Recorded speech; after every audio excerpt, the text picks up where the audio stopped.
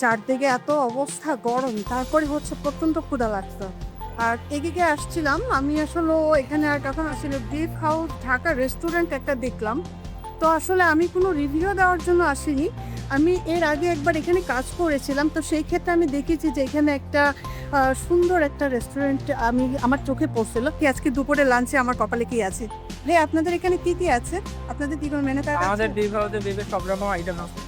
আচ্ছা, এই বাচ্চা আছে, হান্ডি আছে, মানে অনেক আইটেম, মানে বিফ আইটেমটা অনেক বেশি না? সব ধরনের আইটেম পাই এখানে। তাই না?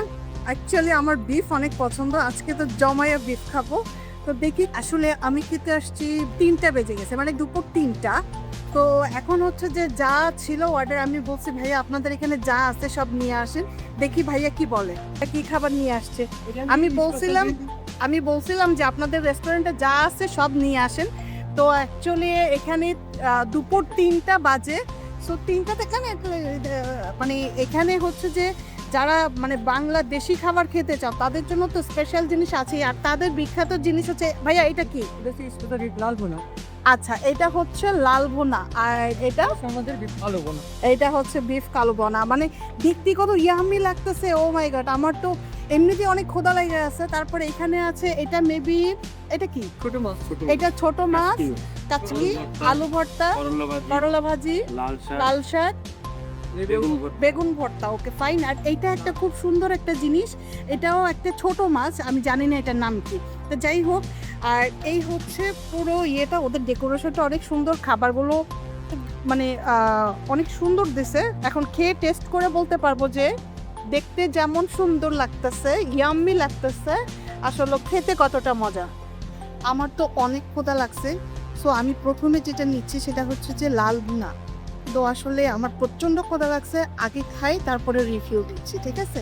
আগে আমি লাল ভুনাটা দিয়ে শুরু করছি, দেন হচ্ছে আমি প্রত্যেকটা জিনিসের একটা রিভিউ দিব। কারণ আমি এই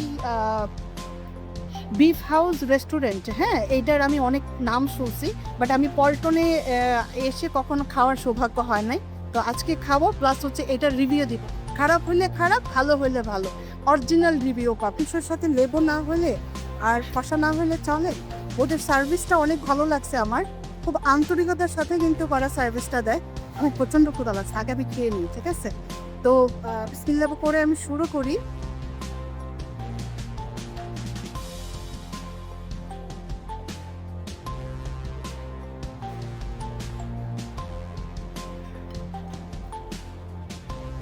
হুম, আম্মার হাতের রান্নার টেস্টটা এখানে পাইছে বেবি, অনেস্টলি।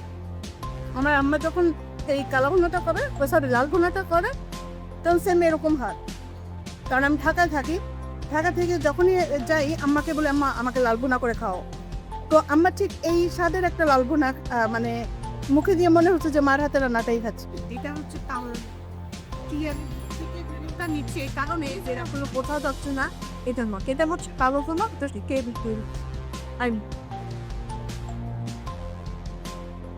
এটা তো এটাতে নেই, এটা কালো ভুনাটা অনেক মজা হচ্ছে। কালো ভুনা এমনিতেই অনেক মজা হয়, লাল ভুনা খেতে ডাল ভুনাটা অনেক মজা।